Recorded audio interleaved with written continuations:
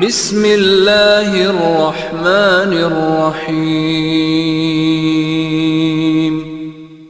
अस्सलामु अलैकुम वरहमतुल्लाहि वबरकातुहू। अल्हम्दुलिल्लाहि वस्सलातु अला आलिहा। मुहतरम सामिईन किराम, इसे खबर नहीं 1947 में हमारा प्यारा मुल्क हिंदुस्तान अंग्रेजों से आज़ाद हुआ और यहाँ के बसने वाले सभी रंगों नस्ल के लोगों को आज़ादी की जिंदगी में असर आई। आज़ादी इंसान का फितरी हक है। इंसान अपने बनाने वाले खालिक हकीकी के सिवा किसी की गुलामी कबूल नहीं कर सकता। ये इसके मिजाज के खिलाफ है।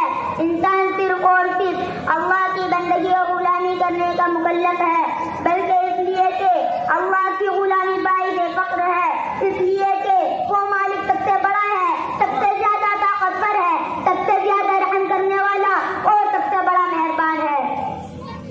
उसी की मंशा के मुताबिक आदमी को रोजी मिलती है, वही नवाजता है, वही कंगाल बना देता है, वही इज्जत बख्शता है, वही दलील कर देता है, वही बीमार करता है, वही शिफा देता है।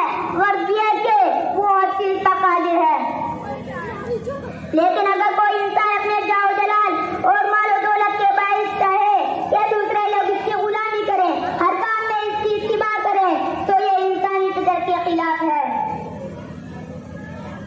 यही वजह है कि दुनिया में बड़े बड़े तुर्रम खान आए, जिन्होंने चाहा कि इस दुनिया को अपना गुलाम बनाकर रखा जाए।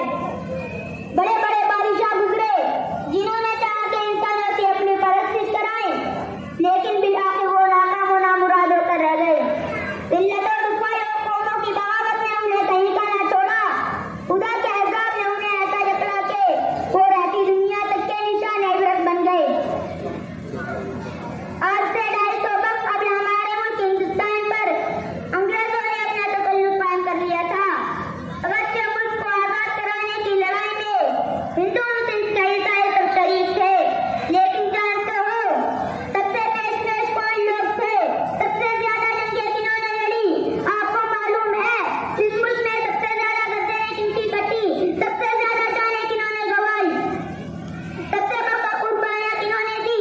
जी हाँ, हम मुसलमानों का इस्लाम और कादिरीन ने, उलमाए दीन ने मुसलमान स्टेट को अंग्रेजों के चंगुल से आजाद कराने के लिए शुरू से आखिर तक पेश रहे, जिसकी गवाही न खुद अंग्रेज तारीख निगारों ने दी है। मुहतरम सामिईन, हम सब मुजाहिदीन आजादी की अनथक कोशिशों के बाद, लाखों अफवादों की कुर्बानियों के बाद 1947 को देश आजाद हुआ। आज मुल्क की आजादी को 75 साल मुकम्मल हो गए। अंग्रेजों के बाद कुछ वतन के गद्दार इस मुल्क में हिंदू मुस्लिम की आग भड़काते रहे, दंगे करवाते रहे, मुसलमानों को आतंकवादी बताकर हिंदू भाई को डराते रहे।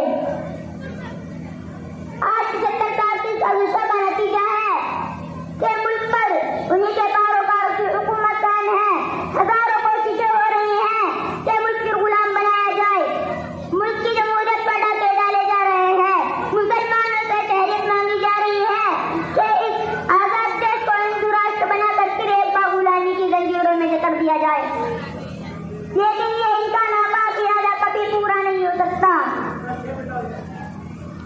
मुहतरम सामिईन, आज 15 अगस्त के मौके पर खुलकर कहना चाहता हूँ कि इस देश के टप्पे टप्पे, इस मुल्क के खित्ते खित्ते पर, जर्रे जर्रे और बूटे बूटे पर हम सबका बराबर हक है। कोई इस देश का कुछ नहीं बिगाड़ सकता, कोई इस देश से हमको डरा नहीं सकता। कितनी आंधी के तूफान आए, कोई इस देश का कुछ नहीं बिगाड़ सकता। मैं इस बात पर मुतमईन हूँ कि हमारा देश आज भी आजाद है और मैं उम्मीद हूँ कि हमारा देश कल भी आजाद रहेगा। मैं